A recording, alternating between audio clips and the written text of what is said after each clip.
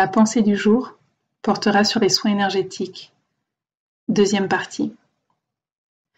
J'ai souhaité faire une suite à ma dernière vidéo, car il y a différents points de vue qui peuvent permettre d'aborder les soins énergétiques.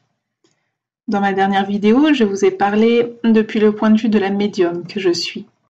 Dans la vidéo du jour, ce sera depuis la thérapeute énergéticienne. Pour moi, il est important de préciser que la guérison, s'il y a guérison, en tout cas nous parlerons d'évolution du bien-être ou de l'effet d'un soin, c'est surtout et essentiellement une auto-guérison.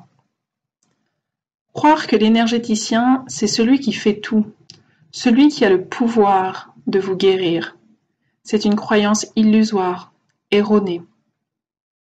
Alors soyez attentifs. Si un praticien se positionne dans cette façon de penser le soin énergétique, alors il est probable qu'il y ait encore des couches d'ego appelées chez lui.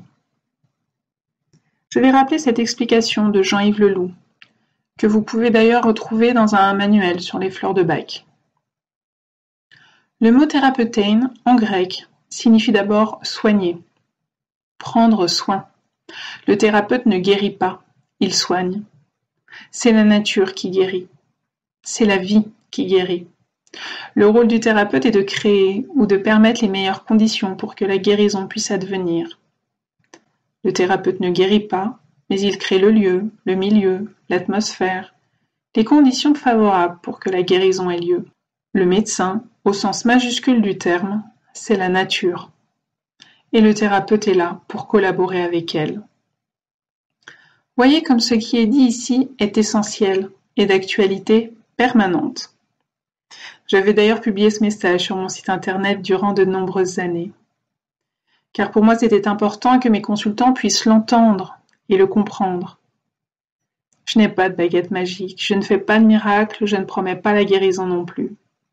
Par contre, je crois volontiers en la capacité de chacun à avancer sur un chemin de prise en charge de son corps, de ses énergies, de sa vie, de son bien-être. Chacun peut créer les conditions nécessaires à sa propre guérison. Bien sûr, parfois, on a besoin d'être accompagné dans cette démarche. Et de mon côté, je peux être cette accompagnante. Être une main qui guide, un œil qui éclaire. Mais je m'en tiens là. Je ne me substitue pas à votre rôle, à votre pouvoir de création et de guérison personnelle que vous détenez.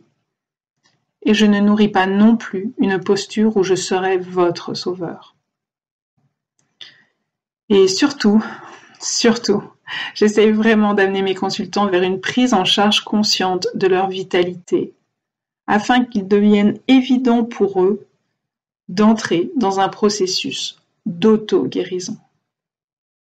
C'est pour cela qu'aujourd'hui, j'ai arrêté tout soin énergétique individualisé, personnalisé, en présence comme à distance, pour être bien aligné avec mes convictions et mes enseignements. Je laisse à disposition des soins guidés, des soins puissants énergétiquement. Ainsi, si une personne entre en résonance avec cette démarche, elle pourra bénéficier des fréquences vibratoires, recevoir des messages, des informations transmises dans ces soins guidés. Elle pourra alors manifester des déblocages, des changements, des transformations, qu'elles soient énergétiques, émotionnelles, physiques. Elle se permettra ainsi de vivre des nettoyages de mémoire, de scories, des transmutations alchimiques. Finalement, c'est un cadeau qu'elle se fait à elle-même, et c'est un cadeau qu'elle fait à l'humanité. Car comme le dit Gandhi, toute âme qui s'élève, élève le monde. L'essentiel étant de faire le choix de guérir en conscience, et non de faire reposer cela sur une autre personne, extérieure à soi. Vous êtes votre meilleur atout de guérison.